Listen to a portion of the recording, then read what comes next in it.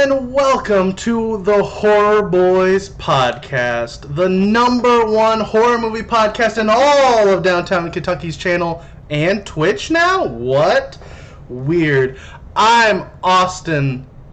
I'm Chris. Zaya. That's right.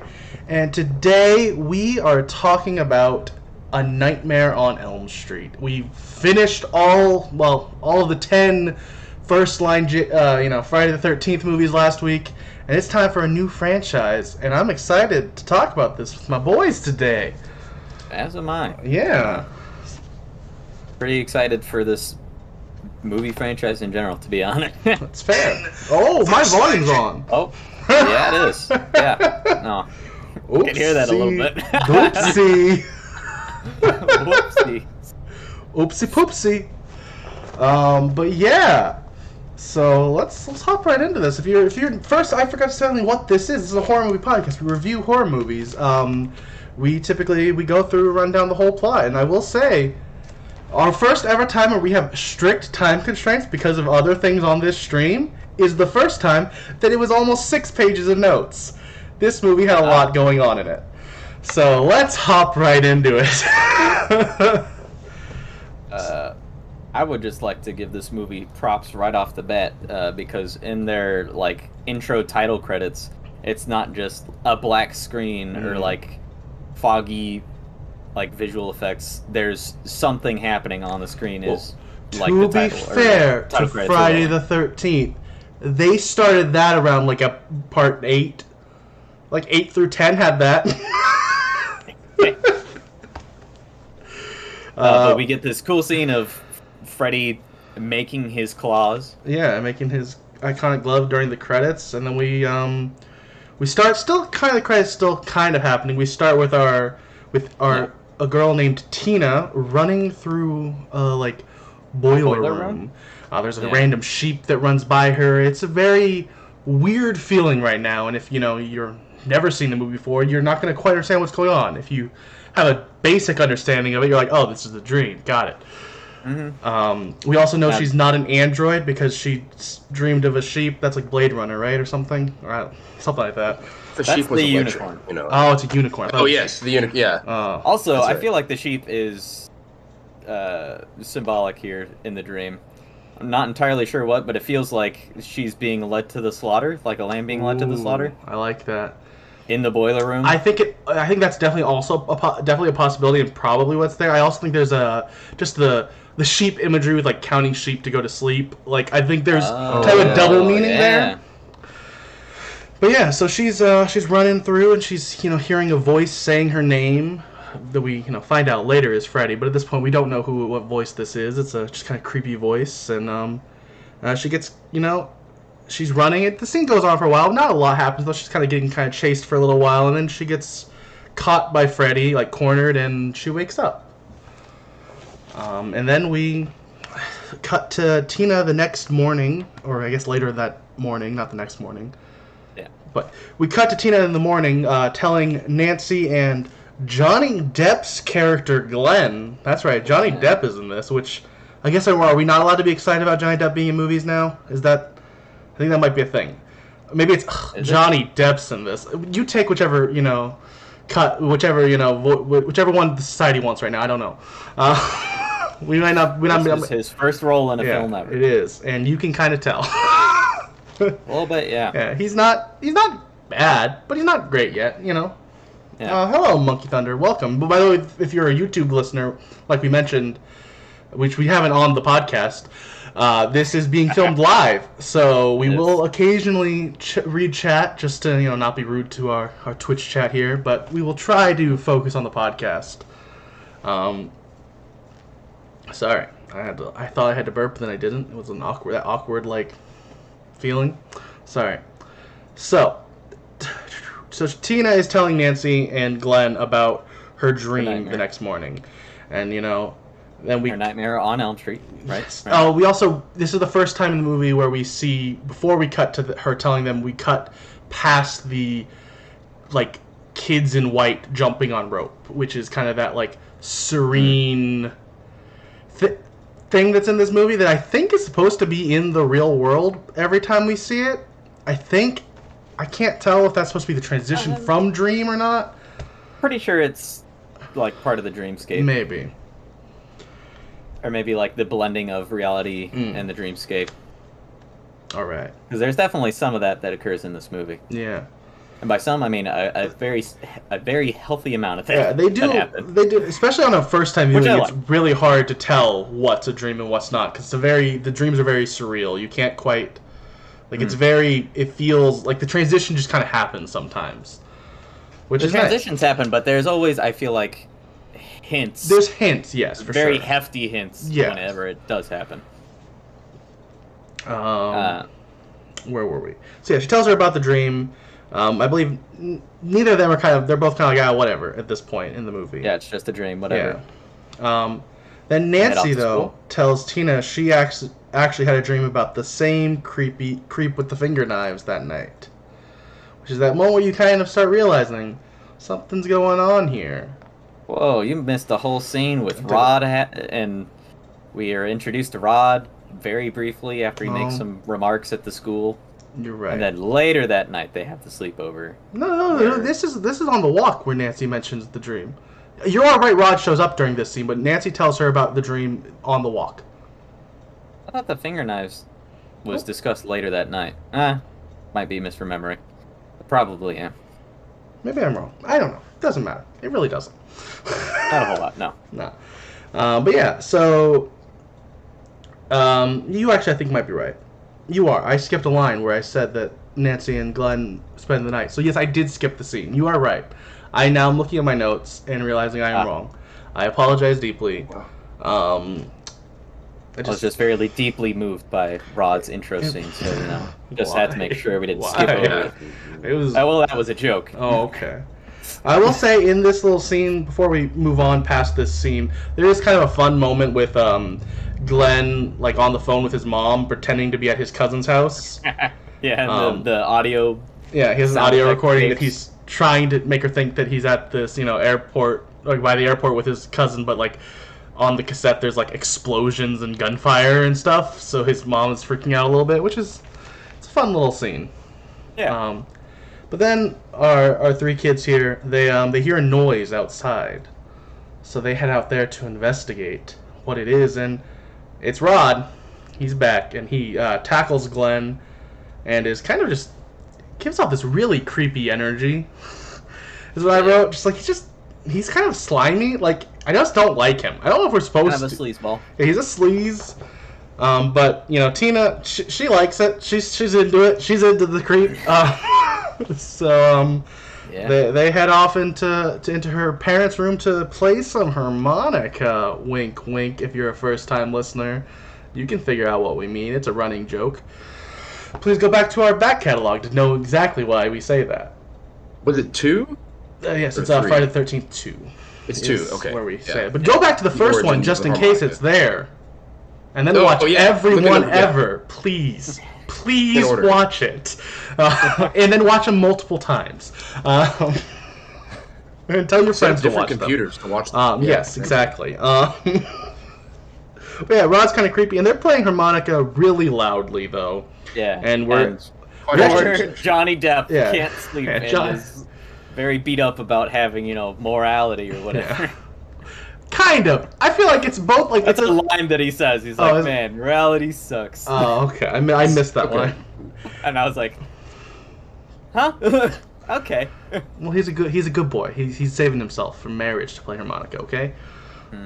Maybe. Or maybe it's her morality, because then there's also definitely a line later where he thinks she says something, like Nancy. He thinks Nancy is kind of like hinting. It's not what you think. So maybe she's the one with morality, not him. I'm not sure.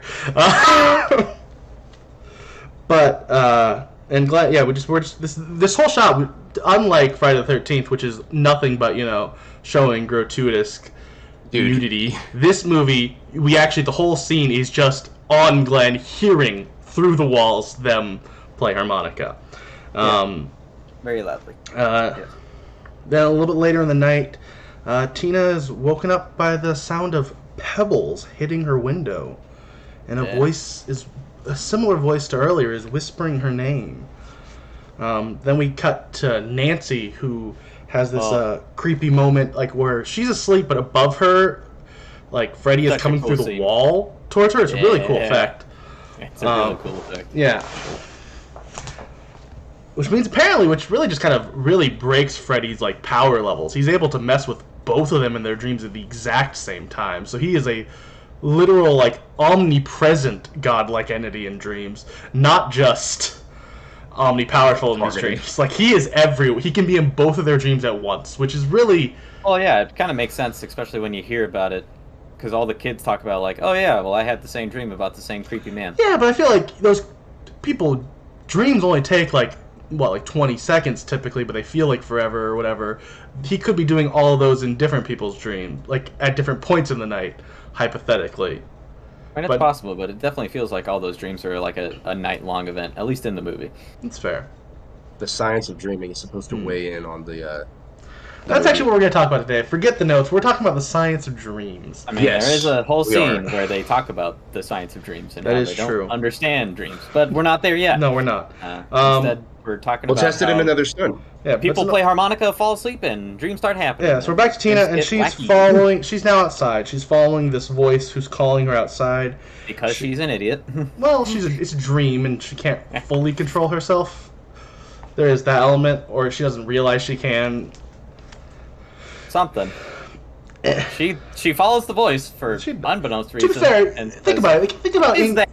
Think about in your dreams. You don't typically have full control to not. You kind of just get taken along where the dream wants you to go, unless you're lucid dreaming, like which some people do, but a lot of people never do. So there is an element of I feel like if the dream's telling you to go there, you're going there. Yeah, which really just adds another layer then of kind of just a Lovecraftian horror that like Freddy is. Yeah. Because sleep is kind of just an inevitable thing of humanity. Makes it a little bit more formidable, you think? Oh, absolutely. Because it's just this kind of thing that's impending. There's nothing you can really do to avoid it aside from not be alive. Which is something that like I thought about as soon as I started the movie. I was like, man, Freddy is kind of just like one of the more scary like concepts in horror. It's fair. Because I mean, everybody's got to sleep sometime. It's true. And if you don't, you kind of just ended up hallucinating in broad daylight anyways. And it kind of like ups the ante of the whole ineluctable horror movie monster trait. It does. Like, you know, because like with Jason, like he's inescapable just because he, well, depending on the movie, he teleports or he just runs fast or whatnot. Like it's his physical prowess. Yeah. And here it's even more so like just an impassable barrier, you know. Yeah. Once you enter into his realm, it's kind of just his ball game. Until it isn't, which we'll get to at the very end of this. Yeah. Well, and no. And but yeah. But let's get back to where we were, because like I said, 6 pages of notes, we're not done with one. Whoops. Uh-oh. Yeah. So, we're back to... So Tina, she's, now in an alleyway, which, real quick, on the thought of dreams, which actually they kind of hint at later in dreams, is where sometimes you don't really... You just... Next thing you know, you're in a new scene in your dream, which kind of happens to Nancy later, where she's in one place, and then, now she's outside her house. And, like, I think that might be kind of here. I don't know if... To give Tina's character credit, maybe she didn't go looking for Freddy. It's just, I'm in an alleyway now. I definitely can think back to dreams I had where I'm like, I'm doing one thing, and then, I'm completely somewhere else now, and I just, okay. So, I mean... Yeah, I've had dreams that were completely, like, non-sequiturs to each other. It was just, like, it ended abruptly, and then immediately another dream began. Yeah. So... And how can you even define the ending, right? Exactly. Like, I think that's even more the case, is that the walls are just non-existent. But the point is, she's in an alley now, and Freddy is here and he's walking towards her with this really long arm effect that, on paper, shouldn't work. It should just be silly, but it really is creepy. And credit to Robert Englund. I don't remember exactly how his name is, but credit to Freddy, the actor who plays Freddy. He does such a good job with the little mannerisms that just work. Yeah, He really is creepy. Yeah. They actually wanted to do what like most horror movies do and replace him in the next movie, and they like filmed 2 weeks with this other guy and realized no, we just can't do it without him. And then they reshot those 2 weeks with Robert. So because he is Freddy.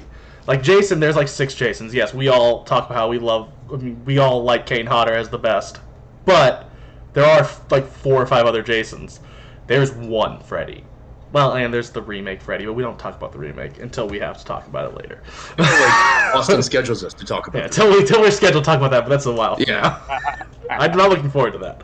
But yeah, he's walking to her with these really long arms, and she starts running away, and we get a little bit of that horror movie cat and mouse, where we're just kind of running for a little bit. Then Freddy gets her attention and just like tells her to look at him, and then he cuts off his finger randomly. It's creepy. I don't quite get it, but he does it, and it's just like, okay. Wow. Yeah, I think it's really a large part of Freddy is just toying with people. Yes. Because I'm pretty sure he feeds off of fear.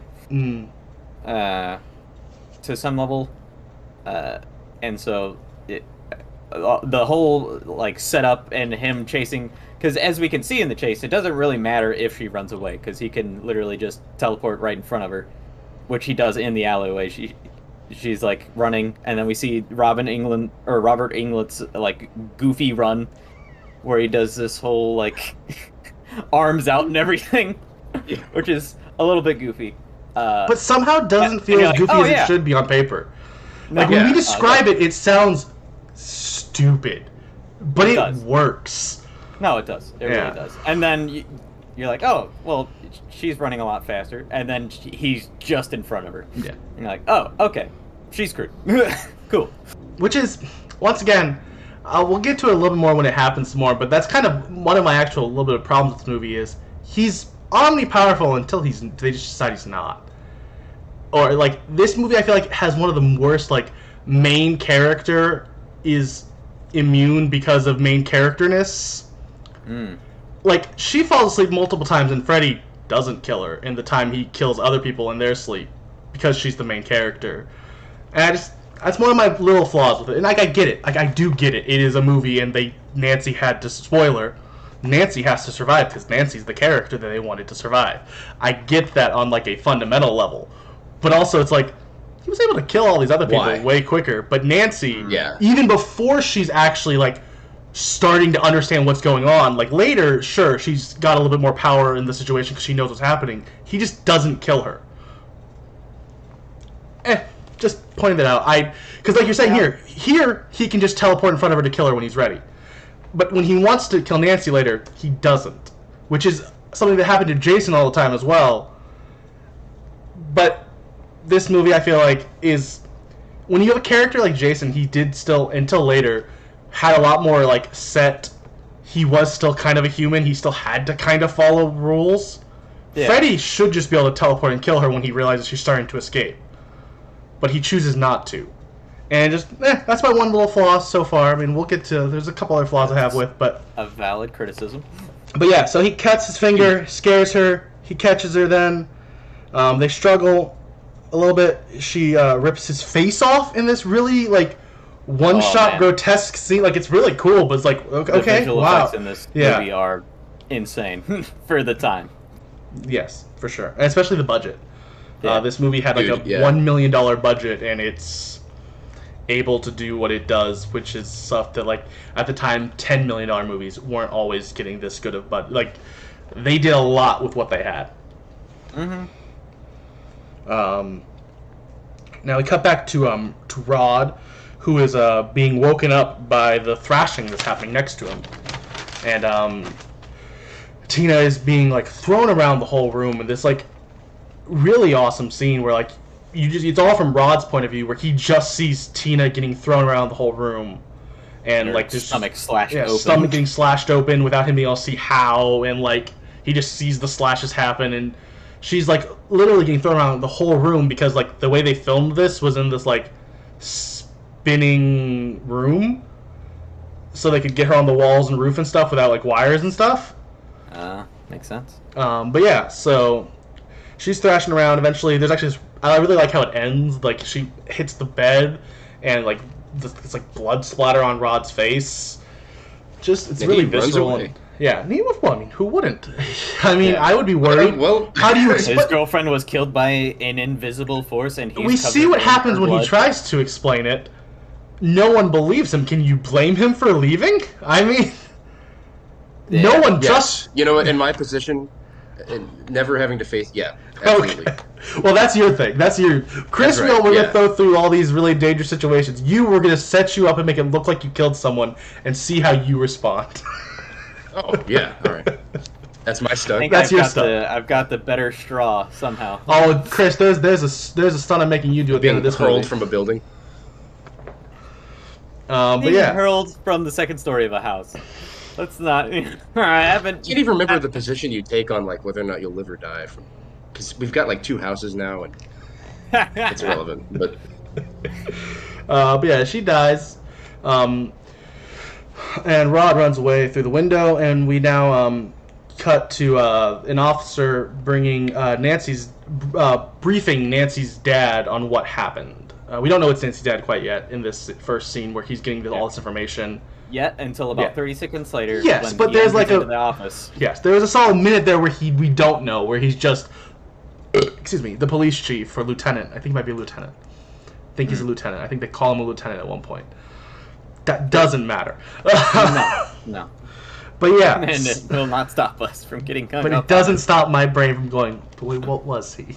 But yeah, so he's briefed on it, and he walks into his office where Nancy and her mom are there, and we find out that he's her parent, and we have a little bit of an expositional scene with Nancy kind of explaining everything. And something I'm going to point out, that the consensus online is not this, but this is something I couldn't take away from after this, is I don't like Nancy's acting in most of this movie.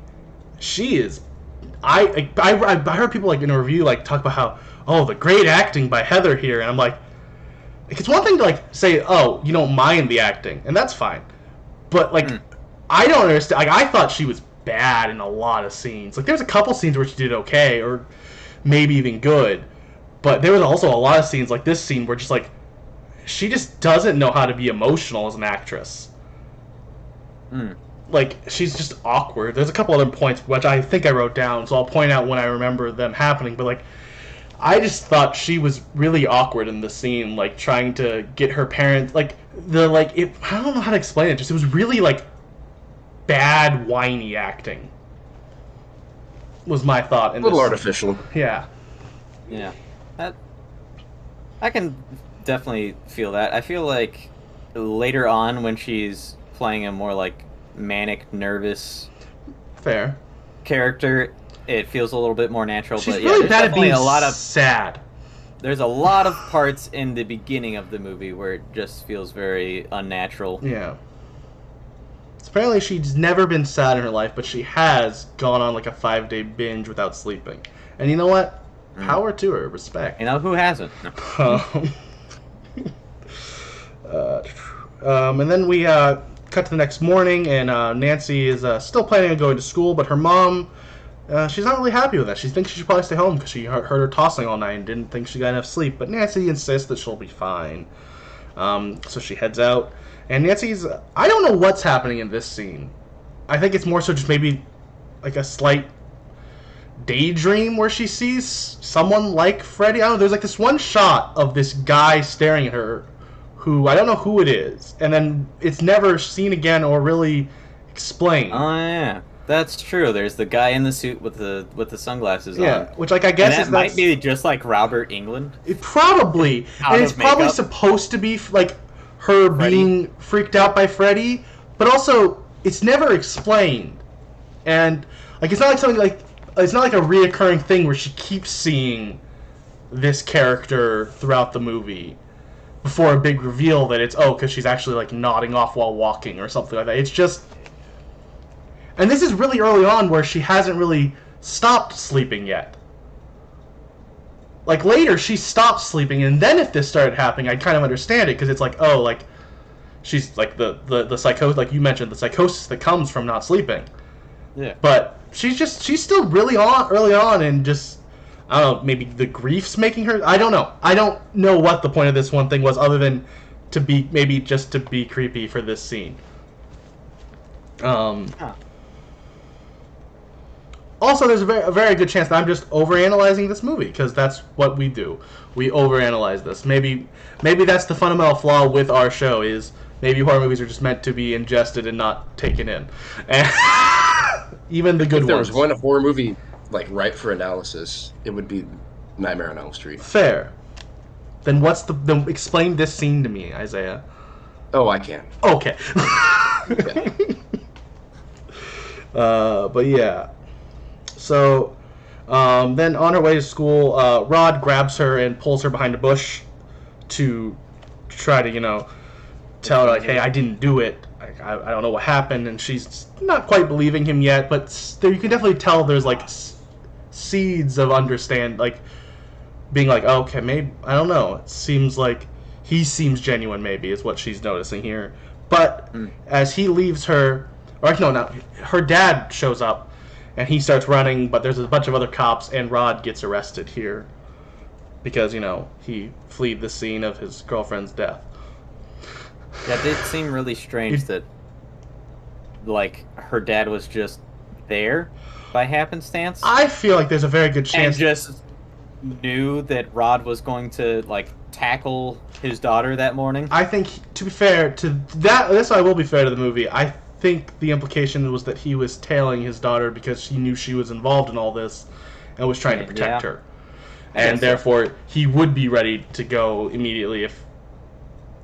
I don't know, I kind of thought that, that makes sense. He seems kind of like a protective father, so he would be willing to, he would be, like, have someone to... The fact that it's him may be a little weird, but, like, I feel like it would make complete sense for there to be some sort of police force on her at all times after her being involved so closely. Where were we? Now we're in class. And then he gets arrested, yeah. Yes. Now we head to English class, and Nancy's teacher is teaching Hamlet. And obviously, because Hamlet is being taught, Nancy is bored, and she goes to sleep. Yeah. Fun fact, that teacher is played... by the actress who stars in, like, most of the Insidious films. Huh. It's like the old psychic lady. She's also the reason she's in this, and maybe later in that as well, is she is, like, the producer's sister. Oh. I would do you know if, like, Insidious and stuff is made by New Line? I don't know. It's fair.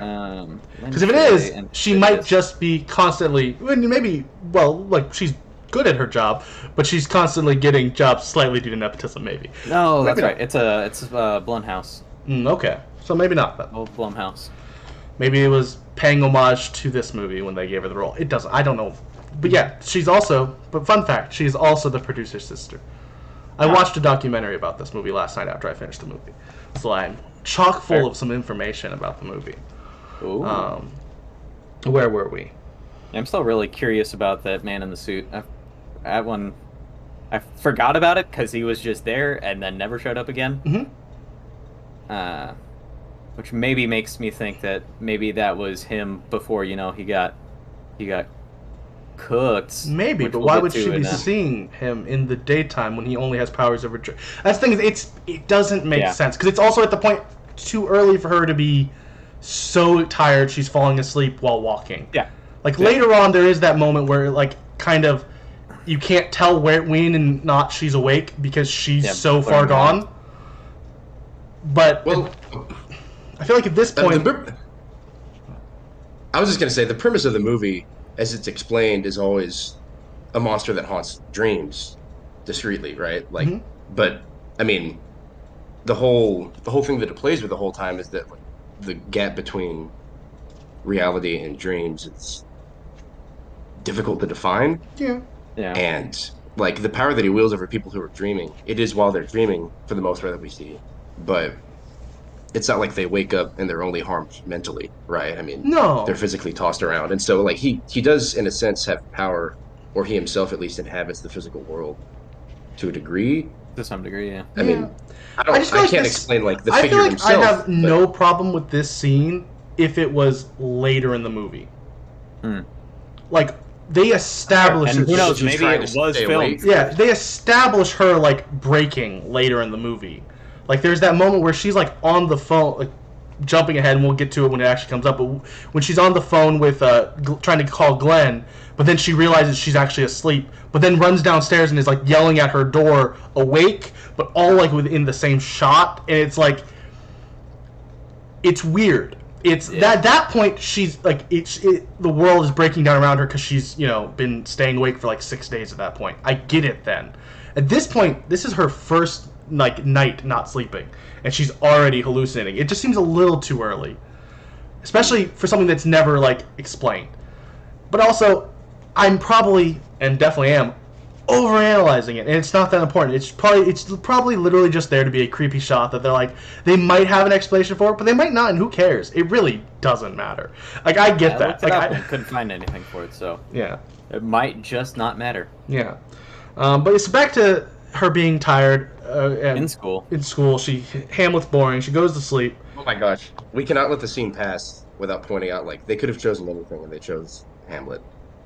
And I feel like the two theories could be that, one, the whole premise, if you've at least seen The Lion King, then you understand, because it's a remake of Hamlet, right? That, there's a ghost, and, like, the ghost plays a central... I don't know, that might be pretty thin, but the other alternative that comes to mind is from the real famous, like, To Be or Not to Be soliloquy, when he says, I looked it up, for in that sleep, to die to sleep or chance to dream, for in that sleep of death what dreams may come. And so... I think it's that one. Genuinely, I think it's definitely the latter. That sounds like that's probably why they chose that. Yeah, and so is that a line that the guy's reading when she like falls asleep and wakes up in her dream? Is that line that she's reading actually from Hamlet, where he's talking about he's talking about like what dreams of death or something? Yeah, that's what he just read. Yes. Was it just? Was that the line that he just read? Mm-hmm. I don't know if what the guy in the movie read was actually the line, because I don't know if I'm remembering that like exactly correctly. It's really kind of hard to tell what he reads because he reads it in a stage whisper, and that was like a direction he had to try to show the... He did read it in a stage whisper, but I had subtitles on. It's fair. But we were focusing on a lot of stuff that, as much as I get it, and I like the discussion, we do need to slightly move on a little bit back to like... We've been on this scene for a while, and we're on page 2 of notes. So anyway, now she's dreaming. She's dreaming. She goes into the hallway. Well, pause. We get a little bit of stuff to that. She sees Tina in a body bag in the door frame, and she starts following Tina into the hallway. She looks down the hall. The body bag. It's a really cool visual, I think. Oh yeah, she's really cool with that. There's also I really love the shot where nothing is dragging Tina away down the hall a little bit. That's a really cool scene. This whole scene is really cool. Where were we? So now she goes out. Yeah, she's being dragged. She runs into the hall monitor, who asks for wearing a red and green sweater. She's wearing a very, she's wearing the Freddy sweater. And she asks for the hall pass. And she says like, screw your hall pass, pushes her down, and then the girl gets back up, bloody face, and with the glove, with Robert Englund's voice, said, what was the exact? No running in the hall. Yes, I couldn't remember the line. I knew it was a clever line, but yeah. And then she keeps going. She heads to She goes down to the basement, which is a giant boiler room. Same boiler room from, obviously this is not, I don't believe this is not the real school, like, boiler room. But it's that dreamscape boiler room that is so synonymous with Freddy because of this movie. Like, in all the parodies you see of this, they always call back to this boiler room scene. So yeah, she's being chased down there. She's not being chased yet. She's just kind of going down there. I think she's hearing... I think Tina's voice at this point. She's hearing Tina like call her, if I remember right. And she finds Freddy, who like lifts up his shirt and like cuts his stomach open. And there's maggots and green goo inside. There was also the same green goo did come out when he cut his fingers earlier. So I guess this green goo is his blood. It's creepy in like the best way. I like it's fun. This is but it's also weird. It's just one of those things where it's just kind of weird. I don't get it, but I don't mind. Like we talked about earlier the things I didn't get and I was angry about. Not angry. Angry is probably a little extreme. I played up a little bit for the podcast. Furious. But yes, absolutely infuriated by it. Livid. No, but I don't really care.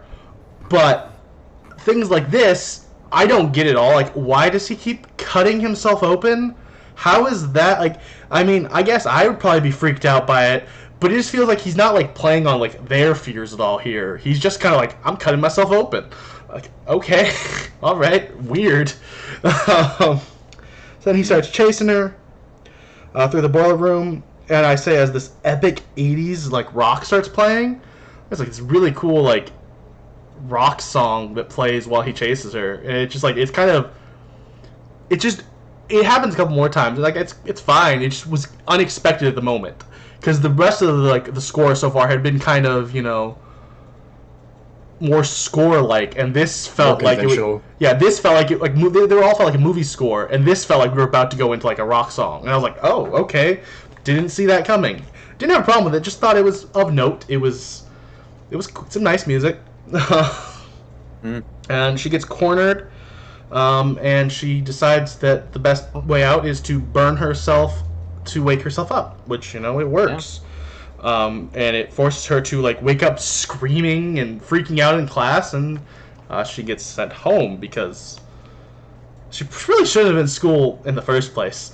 Like, there's no way anyone should have let her go to school after she literally witnessed her best friend die the night before. Yeah. You get a day or two to, stay home. Grieve. Yeah, and even if she says, no, I need to go to school, you go, no, you're not ready. But, so Nancy goes outside, and she starts to cry, but, and then I said this. This is one of those other times where I point out that I don't like Nancy's acting at this point in the movie, because she's supposed to be crying, and I get people deal with grief in different ways, but Heather is practically smiling as she's supposed to be distraught, and it's like, I get it. I'm not an actor.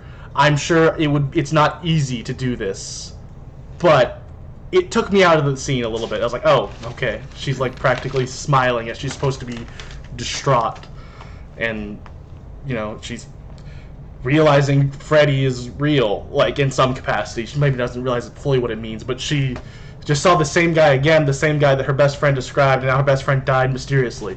Like, she's freaked out by this and supposed to be, like, broken by this at this point, and she's just, like, still smiling, because the actress just can't, she's not great at, sadness yet.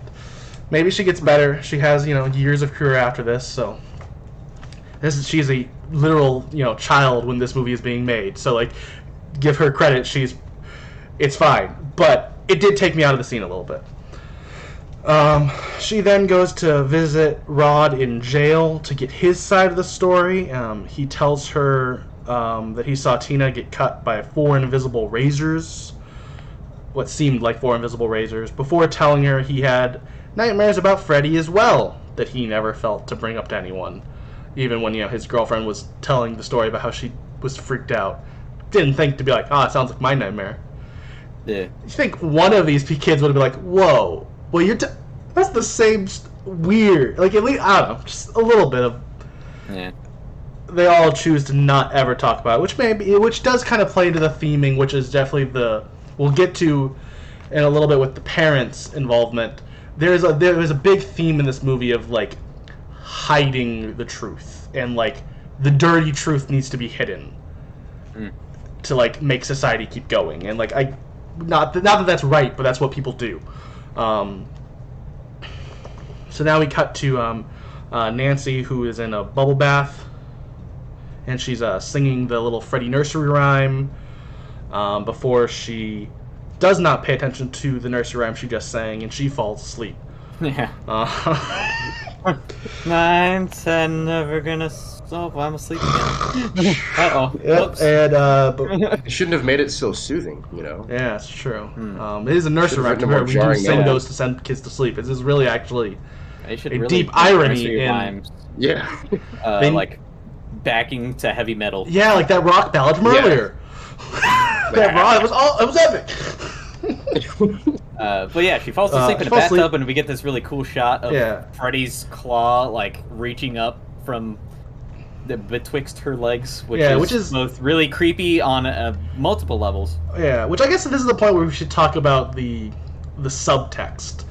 The really creepy, very, like, sexual subtext with Freddy. He is very much, which, a little bit of a... We find out a little implied. Bit. Yeah, it's implied that this later. It's mentioned that he is a child killer, but in like original drafts and in the remake, they straight up say it. I'm not gonna say what he does because of YouTube, and sorry, we're good boys, Susan. But he definitely does more than just kill the. He does some stuff before he kills the kids. Yeah, you can connect the dots. He is a very evil man. Yeah, and so there is that subtext. The subtext is still really much there. The creepiness, the way he's like. In these kids' bed, these young girls' beds, and like there's a lot of like him reaching his hand from between her legs. Like there's a lot of like there's the phone scene later, which we'll discuss. Like there's a lot of creepiness, which I mean, yes, obviously it's a horror movie, but like, there's a weird. It's a very intentional, a very unsettling creepiness because it's one thing to be like, ooh, gross, creepy monster, but this is like the subtext of like a creepy monster that's real. Yeah. And like there's no creepy monsters that just exist outside. Yeah, there's no demon that kills you in your sleep, but there is, creeps that go into your bed. It's just like so it's a real this is that kind of like this is one of the most blatant moments of it. Like a realm of reality. Yeah, which adds to the unsettling another depth of horror. Yes. But before Freddy can do anything, her mom, knocks on the sauce. Yeah. Knocks on the door. Yeah. And Freddy's hand slips back into the water super quick. And she's like, "Oh, I'm fine." And so she goes, but then she goes almost immediately back to sleep, and she starts getting like, dragged in. Honestly. Yeah, it really is. She starts getting dragged back into the water, and like this. Really cool like shot from under the water because it's like a giant tank of water they filmed this in, so it has like this like being dragged into an ocean feel but in a bathtub. Like it's really well done. Yeah. That's one thing I will say. Like I have some problems with a little bit of the theming as we mentioned or some of the acting, but the like cinematography and like the effects are all like amazing. Insane. But yeah, so she freaks out. She eventually is able to wake herself up though. In time to like get out of the tub, and then her mom comes in and she lies to her mom again, saying that she's completely fine, that she just slipped, and that's it. And mom's like, "Well, hundreds of people die that way every year. Yeah, you gotta be careful. Drowning in their bathtub." But yeah, so Nancy's mom leaves, and Nancy opens the medicine cabinet and finds some anti-sleeping pills, and she takes those. She doesn't like take the pills in this scene, but she like takes the bottle with her. Fast acting, stay awake. Yeah. Yes. We cut to her a little bit later in the night watching a horror movie, trying to stay awake.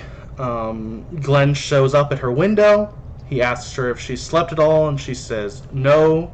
And I really like this scene. She then looks in the mirror and says that she looks 20, which is just, I think it's funny that like this character thinks 20 is old, which we all definitely had those points in our lives.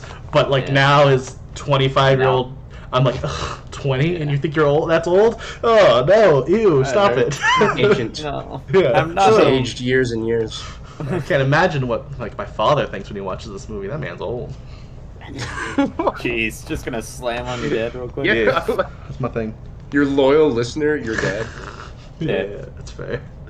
But yeah, she then tells him, she asks him to stand guard for her, and at this point we kind of don't. I mean, if you're paying attention, you can figure out what she means, but they don't outright say that she wants him to stand guard and watch over while she's sleeping. So then we cut to this scene of her going to look for. She says she's going to like find the person who did this, And so she goes to sleep, and she starts walking. She leaves the house. This is one of the moments where I go, there's actually a really kind of good tell if you're not sure if she's asleep. She's not wearing shoes, which I feel like is a really good tell of she's obviously asleep and it's a dream, because no one's leaving their house in the middle of the night with no shoes. Yeah. You'd throw on some shoes real quick. So it's I think that's actually I think that was on. I mean, probably might have not been, but I think that's kind of a cool little like Easter egg at this point, where if you're still not fully sure yet at that point when she first leaves the house, you can look and be like, well, that just doesn't seem right. She can like grab a coat or anything. This movie takes place in Ohio, like during the school year. She probably would have grabbed a hoodie or something and some shoes, but she didn't, which kind of shows that it's a dream. And she starts walking. She leaves the house, and she first place she goes after leaving the house is the alley from earlier. Nothing happens there. She kind of just looks through like a broken window. Then she heads to the police station, where she looks through the window at Rod's cell, and she sees Freddy come into the room, and he just phases right through the cell wall. The bars. Yeah, the bars. The iron bars. The iron bars. He phases right through them, kind of looks up at her. I think he might even wink, or he like tells her to shush or something. There's some sort of creepy like moment there. And then she freaks out. She runs inside. Wait, no, she runs home. Yeah. She starts running home, and Freddy is chasing her back. But when she starts going up the stairs, she starts stepping into these like gooey like stairs, and the stairs fall out under her. Yeah, the shoes are like melted marshmallow. Yeah. Pretty wild. It's actually Bisquick, apparently. Ah. Fun facts. That was physically what they used? Yeah, it's like apparently if you make Bisquick and you make it like a little bit thicker and then like let it sit out, it like becomes this like super gooey mess like that, and that's what they used for that scene. And also, scene was apparently a scene that Wes Craven did not want in the movie, but the producer really wanted it because it was like based off of one of his nightmares, and so Wes Craven eventually was like, all right, fine, and let him put that scene there. Just that specific, like the stairs scene. I don't know about anything else around this scene, but the stairs. I thought it was a cool scene. No, I think it's fine. I like it, but it was not in Wes Craven's initial vision. But no Bisquick stairs. Yeah. It's not Freddys. It's not his modus operandi. But yeah. So she's back upstairs, and she's saying this isn't real. It's just a dream. She's looking in her mirror. She says this, and then Freddy tackles her through like her door and mirror, and is on the bed attacking her, and she's just screaming, and then she's rolling around. She's saved by her alarm clock though, because Glenn did not do his job. He did not stand guard. He fall asleep. Fell asleep. So now Glenn and Nancy head to the police station. Nancy begs her dad to go check on Rod, who we find out as she goes there is while that scene's happening, he's kind of starting to get like tied up by his sheets. Yeah, he's about to be hung by his own sheets. And right before they get there, it looks like he committed suicide, which just kind of adds to the whole he killed her and now is killing himself story. Like it makes it make him look even guiltier. Freddy made sure to make him look even guiltier. We now cut to Rod's funeral. Nancy tells her mom and dad a description of Freddy, and her mom and dad both seem a little shook up by this. We don't quite know why yet, but you can tell that description really hit home to them.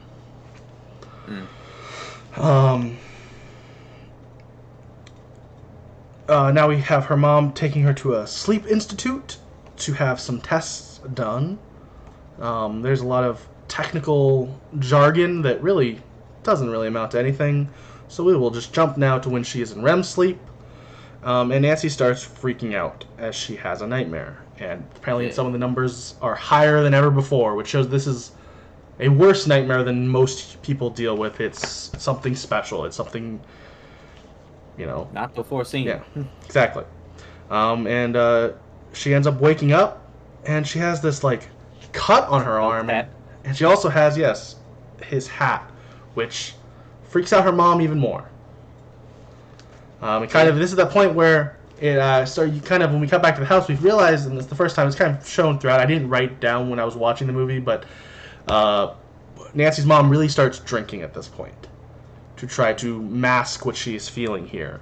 So pretty much every other time you see Nancy's mom, she is either has a bottle of alcohol, is acting drunk, like she is hidden the sauce to try to distract herself from the guilt she feels for what's going on right now. Which I will say, when I first watched this movie, I was really actually mad around this point. Not first time, but when I watched it last night. I watched this years ago, but last night I was really mad when I watched it because I was like, it's such that stupid trope of the parents aren't willing to listen even when they're yelling at them in their face practically. But yeah.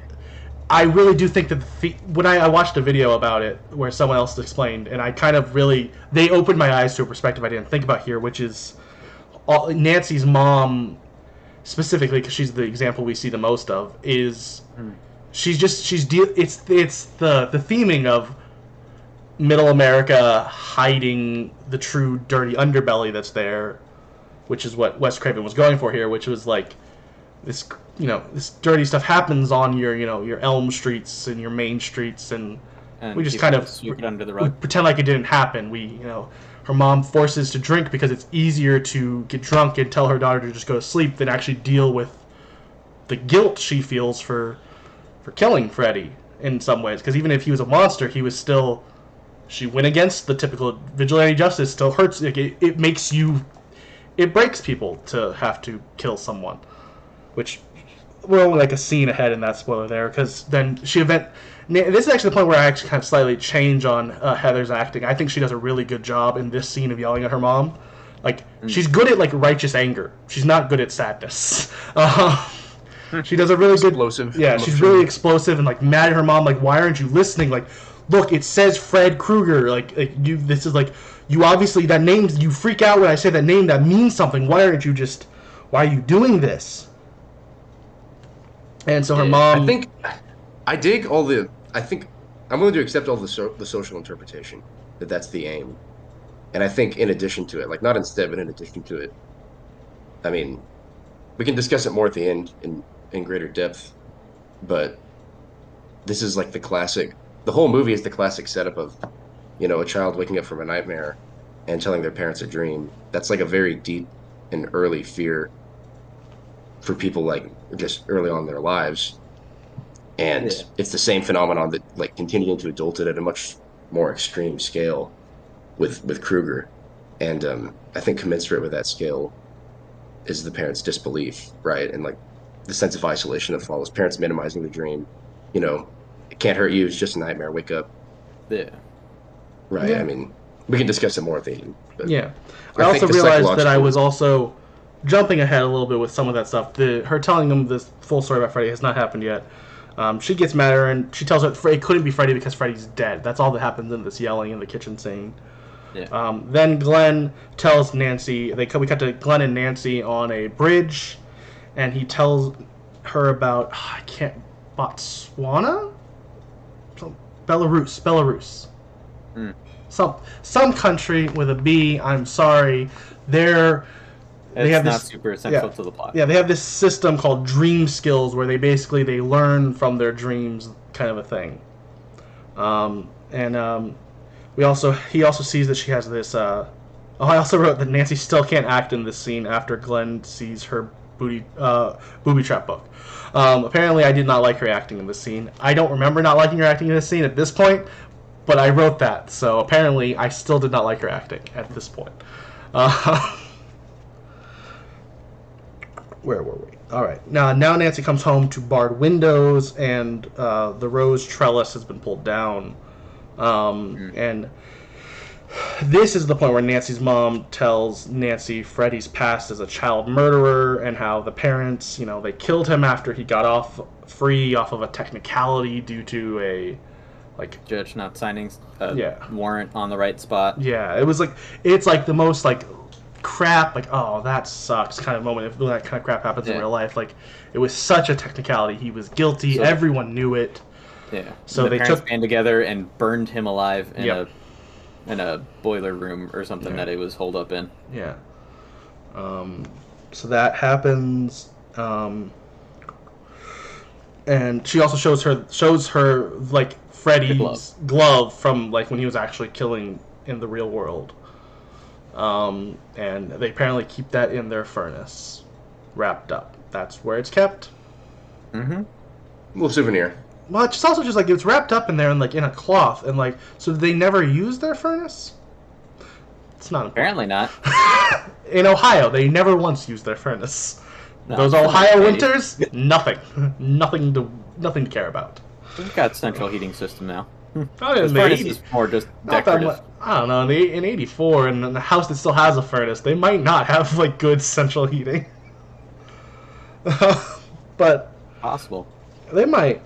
But yeah. So now Nancy, she calls Glenn and tells her her plan to pull Freddy out of the dream world, and how she needs Glenn to wake her up and hit Freddy with a baseball bat at midnight. And she tells him not to fall asleep in the meantime. And so naturally, Glenn falls asleep in the meantime. But classic Peter. So once he falls asleep, his mom comes in and wakes him up. It's only 11:42 though, so he's fine. He's actually going to be awake at the right time. Nancy's mom takes 3 mugs and a coffee pot out of Nancy's room before like tucking her into bed. And after she leaves, Nancy pulls out another coffee pot. She had it ready to go, already brewing coffee. You can tell her mom must be really wasted because she does not react to the smell of this new brewed pot of coffee that she definitely should be able to smell. Doesn't she also bring a bottle of like vodka out of a closet shortly after? Yes, she does. Yes, it's the same bottle. It's the same bottle she hides behind her in the kitchen yelling scene. Well, no, because that bottle broke. Oh, you're right. So I think it's the same bought another brand bottle of bottle. Vodka. You're right. You are right. That did break in that scene. Well, she's a loyal customer of non-specific brand of vodka. It looked like maybe Grey Goose. Possibly. Who knows? It's a 1984 bottle of alcohol, so it's almost certainly not the same. She leaves Nancy, and then Nancy pulls out the other cup of coffee, or the pot of coffee, and she changes her clothes. Then we cut to a scene where she tries to... we cut to Glenn's dad standing outside staring at their house and talking to Glenn's mom about how he doesn't like them and how she's a bad influence on his kid. Kid's a lunatic. I don't want my kid hanging around that kid. We cut back to Nancy getting ready to meet up with Glenn again. She calls Glenn, but he's asleep. His dad tells her he's asleep and can't talk, and he hangs up. And she, starts freaking out and ends up knocking the phone off the line after hearing a voice that sounded like Freddy on it at the end of the call, and then knocks it out and then gets another call from Freddy. And he calls her, even though the phone line's dead, and he says that the phone becomes like a mouth. First he says the line, "I'm your boyfriend now," and then that happens. Oh yeah, he does. Yeah, and he like a weird tongue. Licks her through the phone. It's which at that point where here you kind of realize she's slipping in and out of consciousness, because at this point she's she's on the phone with his parents. It seems like that scene actually happened in the real world. But then immediately she's already back to being able to be scared by him on the phone, because she is not slept in days, and she's living off of coffee and sleeping pills, and that's which then begs the question that even if you do manage to not fall asleep, do you end up just falling into the dreamscape anyways once maybe you become that sleep deprived? Maybe sleep deprivation. His powers kind of meld into your world a little bit. Yeah. Who knows? Maybe as we watch more of this series, we'll find out some more details on this. Probably not, because I think it just gets kind of weirder as it goes on, but we'll see. Hope we don't. Frankly, I like the lack of definition. The mystery. I respect that. It adds to the mystery, adds confusion to and fear, layer of horror. Yeah. But yeah. Then we cut back to Glenn, who gets sucked into his bed. Sucked back into his bed, and just blood starts shooting out like a volcano. Definitely not just a singular body. No, it is a freakish, non-existent amount of blood. fun fact about this scene is also filmed in the flippy room, and they just pour it in, and it actually like causes the room to like, there's like this one shot where it kind of looks like it's moving across the roof in like one direction. Yeah, no, it definitely is like. That's because after they poured it all down, it like started tipping one way, and like so it starts pouring out. It's cooling. Yeah, it's crazy. Usually, if you enjoy this movie, and want to know more information about it, you should really check out the Never Sleep Again documentary. It's a very good watch. Lots of information that I'm only giving you parts of and not doing it justice. Well, if you want it to have justice, watch the documentary. Yes. Now, stay tuned for the rest of the stream. Nancy's dad and the other cops, they somehow show up at the scene within minutes of when this happened because of the timeline. It was like midnight when his TV did the old like sign off, because back in the day television like at midnight would stop airing, and that's when he gets sucked in. But then they're here by like 12:10 because of the call she has with him, and like tells him when to be at when to be like come get me in 20 minutes. So just saying, somehow she does all of this in like that whole scene. Somehow the cops get to the scene within 10 minutes. A little unrealistic, but all right. And at most, you could say maybe it's 11:42 from when his mom woke him up, and maybe just in his dream it got signed off to midnight. But still, it's a little quick. And there's some other stuff that's way too quick that we're about to get to, which is, so after they get there, they get to the crime scene, Nancy's dad and the other cops. Nancy calls the house, and she gets a hold of her dad, and she tells him to be there in 20 minutes by 12:30 to help her get Freddy. Then Nancy somehow, in this 20 minutes, which actually we find out a couple scenes later, is actually only within the first 10 minutes of this 20 minutes, completely like Kevin McAllister booby traps her house, which to be fair, technically Kevin McAllister Nancy'd his house because this came out first, but still. Well, good for Kevin. Yeah. He Nancy'd his house. Yeah, he Nancy'd his house. He studied the grades. But she sets up all these traps for real world Freddy, and then goes out of the conversation with her mom, like tucking her in because she's at that point she's so far like into her alcoholism that she is practically a child again because of how much she's so dependent on now Nancy for being able to help her here, and she does all of that within 10 minutes. And then expects to somehow, in which she does, get to REM sleep and fight Freddy within the next 10 minutes before her dad's supposed to get her. Just saying, it's a little unrealistic. They could have just added an extra, 15 minutes to the timeline. But they chose, it's one of the things where I'll point out these complaints, and I'll complain about when movies do this. When you give either science or time, you choose to give me that information and then make it like slap me in the face of not making any sense when I just look at it for what you said it was. It's a little insulting. It's like, why did it have to... Why am I supposed to believe she did all that setup and had that conversation with her mom within 10 minutes? It's just a little... It wasn't necessary. So I'm just... That's my complaint about it. I'll move on now. But I really hate when movies do that. This movie is by no means the only movie to kind of do that. Me and Chris have had tons of conversations about how Marvel will give you science information that they choose to give you, which is not accurate to their own science information. It's like, just don't give me the science. Don't give me the timeline. Just, whatever. We really want to... I'm not. I'm just moving on. I gotta move on. I have to move on. It's going to be a whole podcast. It really will be. It's time. Yeah, it's just like she could have said 12:45, and then like... It gives her a little bit more time to actually get all that stuff set up and believable. But whatever. I truly did not notice myself. Like, this and, kind of that's thing fair. pops up during this. My brain doesn't work right. I overanalyze stupid things like that. But they're there, and it's their fault. They shouldn't have included that information. In her dream, Nancy, she goes to her basement to get Freddy's glove, but it's not there. So then she goes to her basement's basement, as we all have in our basement. Which is now the boiler room. The boiler room in the basement. Yeah, it's the basement boiler room in her basement, as we all have. Right. Yeah. I mean, not here in Texas. We don't have basements, but that's a whole different story. We've got attics. Yeah. Which is, I've got my boiler room in my attic's attic. Yeah. All right. Yeah, that's fair. That's where I keep my boiler room. Oh, that's fair. I keep mine in my closet. After walking around for a bit, she calls out to Krueger, and she finds a little bed with a cross in it. And then there's this really creepy shot of Freddy, like, staring at her from around the corner.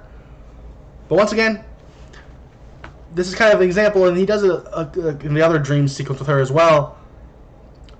He has this, and maybe it's supposed to be an intentional flaw with the character that he wants to terrify them, but she doesn't even see him staring there.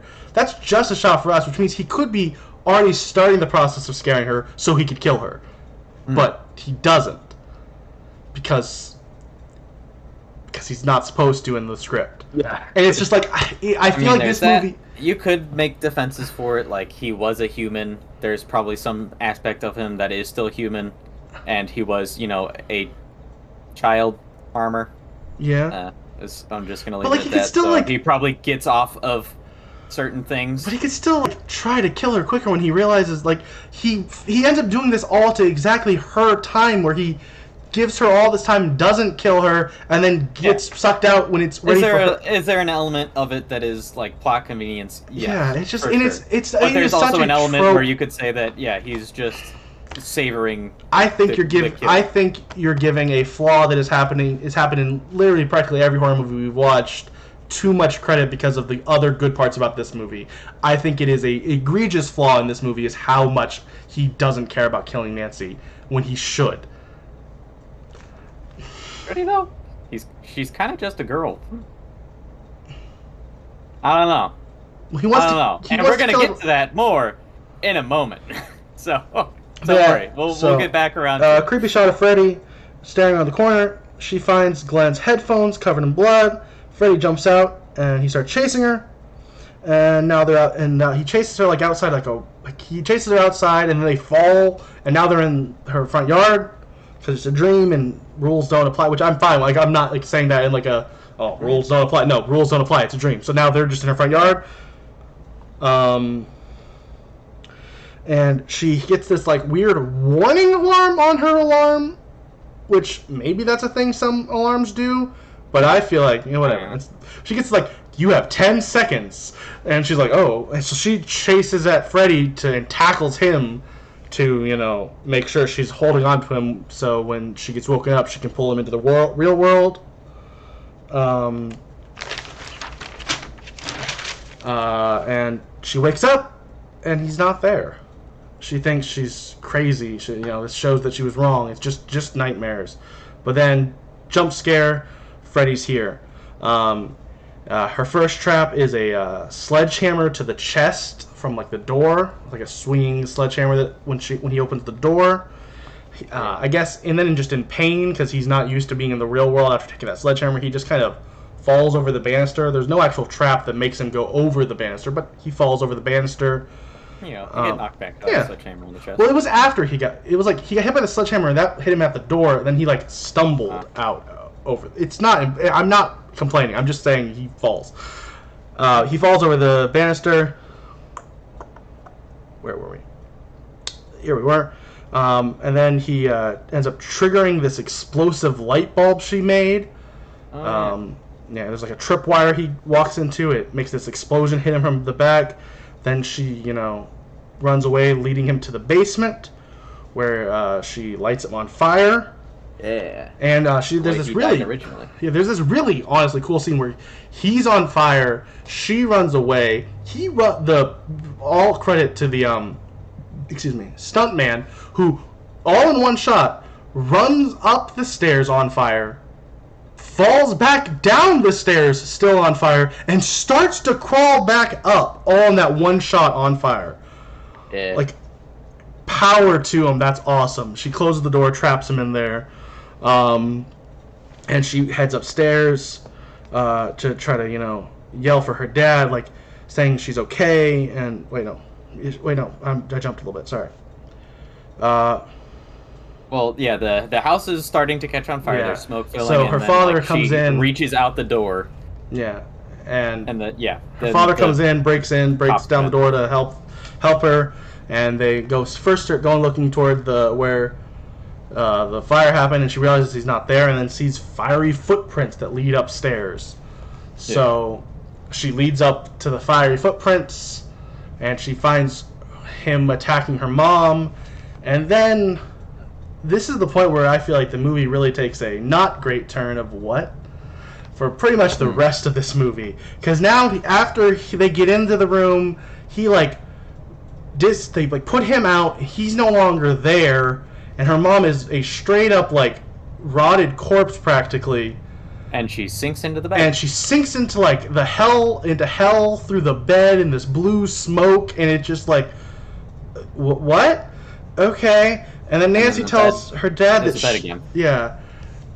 It becomes a bed. Yeah, it becomes a bed again. Nancy tells her dad she's okay, so he leaves her. And then Freddy rises. Cool shot, but Freddy, he rises out of like the sheet and rips it open, comes out, and she just decides she's not scared, and that's enough. Another Home Alone moment. Well, yeah, she runs to go towards the door. I'm not afraid anymore. You're right. This is the Home Alone ripped off this movie. Freddy like reaches to stab her and just disappears into blue light. Yeah. And it's just, I don't know. And then I feel like I'm already like, okay, that's a choice for an ending, but all right, fine. But it's not an ending. But it's not over yet. Yeah. Well, actually, here's the thing. I will say, a little bit of a spoiler. Canonically, that is more so the ending. But the producers really wanted to do something different, so there's a couple extra scenes. Like, canonically, that scene more is the ending. But these next two scenes kind of get erased later. Yeah. Okay. Well, that definitely changes things, because those last two scenes really imply some other thing. Yeah, the next two scenes are really weird, and she gets into a convertible with her mom's alive again, and so are her friends, and she gets into a convertible with her friends, and the convertible top comes over, and it's Freddy's sweater, and it locks itself. Also, like, it's super foggy. Yeah, and they drive off. It like drives off into the distance, and then we get like, if that was the ending, it's like, okay, that's weird, that's a choice. We cut over to the kids playing jump rope again, and you're like, okay, that's a kind of cool little weird serene way to end it. But no, there's another ending. Because now arm shoots through the door and pulls a dummy Nancy's of the mom through the door hole, and that's where it ends. And this movie really lost me in the last act, I'll be honest. Which I guess we'll go straight to running out of time a little bit. We're fine, don't worry. But 15 minutes. We're running lower on time, so I will just get to start right into what we normally do at the end here, which is where we all share our general thoughts on this movie. My general thoughts are, I think this movie has a lot of good things.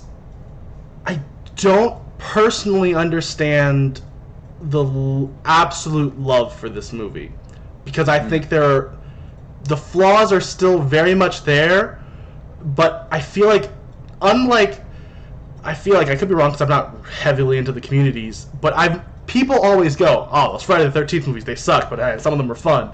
This movie is touted as a masterpiece of cinema. And it's not. It's good. There are some great moments, but it is not a great movie. The ending is weird. The acting from Nancy's actress is hit or miss. Like, sometimes it's good, sometimes it's really bad and took me out of it.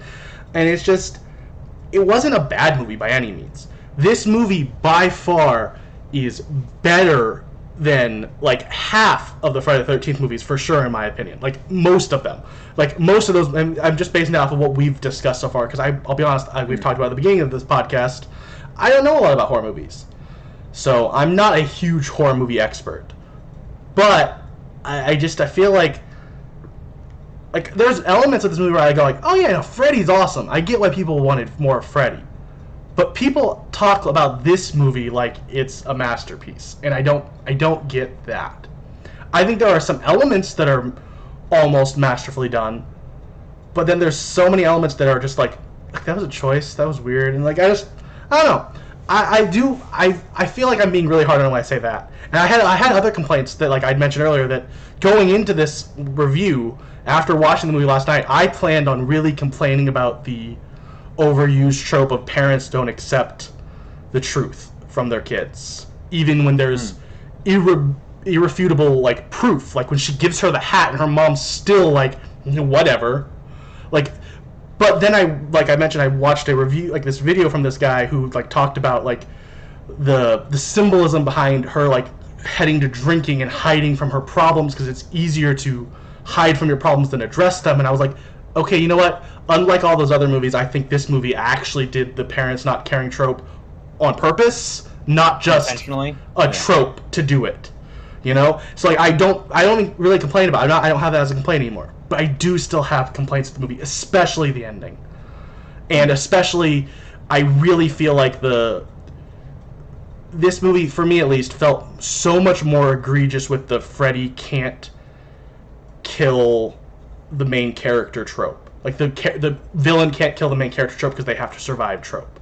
Like, I will say, like, to not just crap on the movie, because that's what I'm kind of doing in this, my part of this, is I think the character of Nancy is an awesome character, and it's like a strong final girl, which is really cool. Like, there are a lot of elements, like, and I think pretty much all the of the 4 deaths we saw, 2 of them were amazing, and a lot of like there was a lot of really cool visual effects, but I just feel like the story had some flaws, especially at the ending.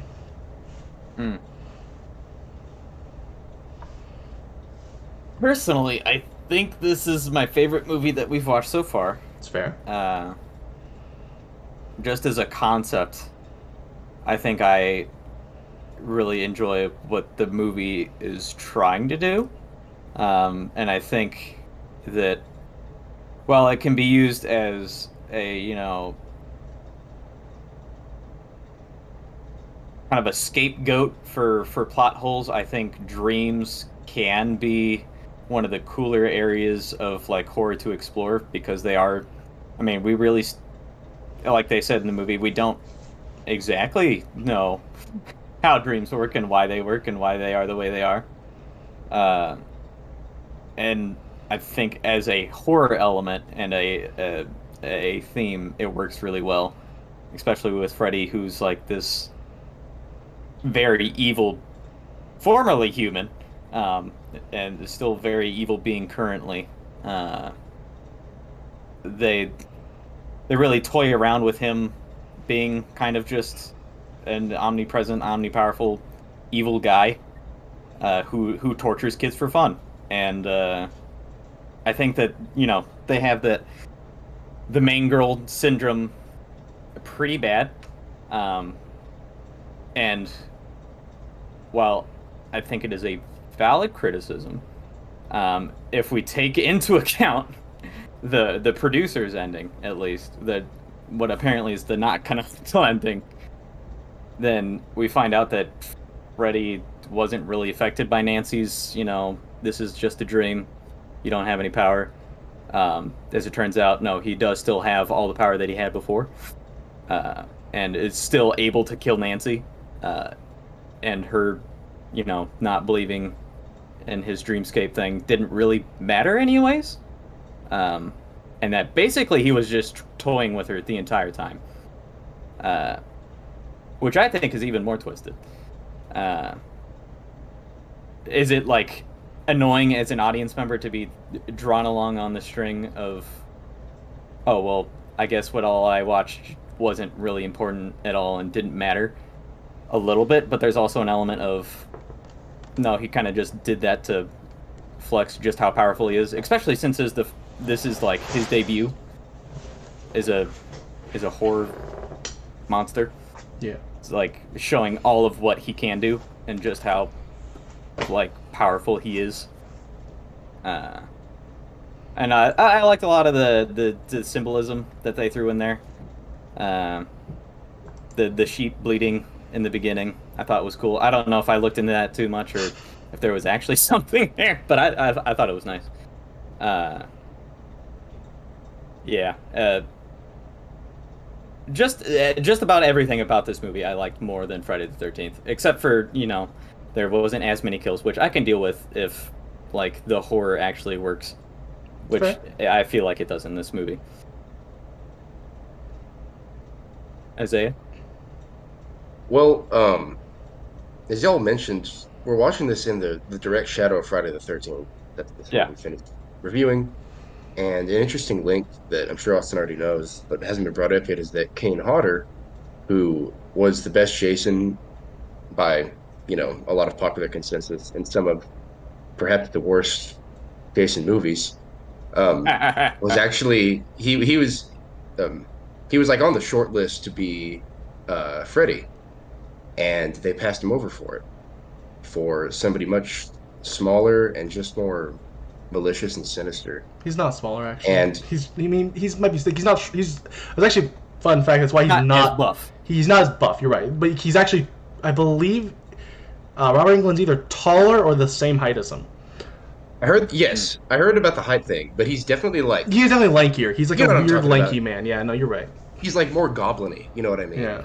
And goblin-y. He's just not as physically imposing. Jason's like this, he's but I find that really interesting, and I think it relates to the fact that this is such. I know that I'm not alone in preferring scary movies with a psychological element, and this, rather than just having an element, just delves into it entirely. And what really censured for me was hearing that Craven based the concept of it in general, or excuse me, not the concept, the name, on a childhood bully that he had, and so these are all like very childlike fears that are just being amplified into the adult world, for these young adults at least, and all these elements of like the very typical, a child wakes up from a nightmare experience that we all remember from our early life are just amplified, and that's my excuse for like the trope of Austin's interpretation for like the social aspect of it. I think is compelling. I think in addition to that, like that's just a very familiar experience of you wake up from a nightmare, you tell your parent, I had a nightmare, and it's just go back, and it's minimized, and like a very deep childhood fear is that what if it isn't just a nightmare, right? Like what if this is deeper than it means, and the movie really explores that here. So it's a very primal psychological concept to it, again furthered by the fact that he is a child predator, and they don't explore that to its extent in this movie for, I guess, whatever reasons, but MPAA. But even what's explicit, like I think honestly, like that he's a child killer. I think the fact that they made it subtext makes it better. Like genuinely, I feel like it's just, it adds to the creepiness of Freddy in this movie, especially. It's just like ugh, like they don't say it, and I actually it's definitely implied. And I also feel like I want to echo that this is not actually me. This is something I'm echoing from what I've seen in other people's takes. That is even added to it. I think the whole theory about it being like, or it's only half a theory actually, because I believe, if I remember right, that was roughly what Wes Craven said he was going for, was the like middle America sweep under the rug. The things is, in a lot of ways, if he was a child predator, they wouldn't probably, the parent, like, she's willing to admit that he's a child murderer, but she's not even willing to admit what else he might have done, which I think like adds to the like hiding from the parents of like, well, we can't even talk about that. That's so unmentionable. We can't even talk about that. It's like an underbelly. Yeah, that's even evil thing that he did. I'm not even willing to mention. Us parents might even have known it happened, but we're not even willing to. I'm not even willing to address that to you when I tell you how we killed him. Like, it's so dark, we can't even talk about that. I feel like that. Yeah. I feel like that. Honestly, maybe it was the MPAA. Maybe it was just a decision they made at some point at different points in the script. Like, it was a different cut. Like, like. I think it's better. Like, I genuinely think that element of this movie is so much better because they didn't just say it. Like, it makes it makes you have to think, which, like you mentioned, which I do appreciate in this movie, is the, like, psychological element of, like, this movie does make you think a lot more than any Friday the 13th movie, that's for sure. And I think thinking is fun. It's which, you know, thinking is fun. Thinking is fun, and I also, you know, it does it lead to some issues with things like, why is that man standing there? Yes, but they welcome that by making me think, and, you know, I'm still welcome. I'm still glad they did, though. Yeah. Because I want to make sure it's clear. I do like this movie. I just don't love this movie like other people do. Yeah, I won't go to bat for it and say it's like a masterpiece of cinema. You know, it got put in the Library of Congress and stuff like that. I don't know how much these accolades it deserves, but especially coming from the villain of Jason. Yeah. Having somebody who's just so much more ominous, like having such an ominous and intelligent and malicious villain. It's an interesting change of pace. Yeah. One last fun fact before we, you know, head out, because we're running out of time now, is this movie's actually in a lot. One last little fun fact, but Wes Craven actually based this off of some real stories that were happening around the time, loosely, obviously, like, but there was, I want to say it was Belarus. No, wait, no, it was what I said earlier. It wasn't Cambodia. It was Cambodia. It wasn't. It wasn't Belarus. Belarus was not what I was thinking. It's doesn't matter. It's a Southeast Asian country. In the south, there was this, like, these stories of these, like, kids who were, like, having these nightmares and telling their parents about it, and their parents were like, this one specific story was like, this parent was like a doctor and was like, no, you take these sleeping pills, you're fine. This is nothing. And the kid stayed up for, like, days, and then eventually, when he finally fell asleep, the parents were like, okay, good, he fell asleep. And then he, like, freaked out in the middle of the night, and they went to him, and he was, like, convulsing, and then he was dead. And then they found, like, a coffee maker in his closet. They found all the sleeping pills his dad had given him hidden, like, he wasn't taking them. Like, this is, which adds to the kind of horror and creepiness of, like, well, what is the answer to why that happened? Is it Freddy? No, obviously not. But it could be. And Elm Street is actually a documentary. The movie's actually a documentary, Nightmare on Elm Street. Oh, yes, it is. That's it, yeah. It was based on a story he read in the LA Times. Yes. About a family who escaped the killing fields in Cambodia. Okay. Yeah. All right. Well, but yeah, this has been Horror Boys. Horror Boys Live. Been the first, one of the only ones ever. Probably the only one ever. And this has been us talking about the first Nightmare on Elm Street. Next week, we're going to talk about Nightmare on Elm Street 2. I forgot the subtitle. Electric Boogaloo. No. Just kidding. Fun fact. Well, okay, real quick. Fun fact. Breakin' 2 Electric Boogaloo was one of the. They used in the music video, like in that movie, they used the moving room from this movie. Huh. That same, like, set piece, like the, like, moving room set. Fun, weird fact. But next we're watching that movie. It's gonna be Freddy's Revenge. Freddy's Revenge. It's revenge. And it's gonna be a different movie. There's some definite stuff we're gonna have. Some headier stuff we have to break down with intentions and themes, and it's gonna be different. We'll see you next week for Horror Boys. Bye bye. Bye bye. See y'all later.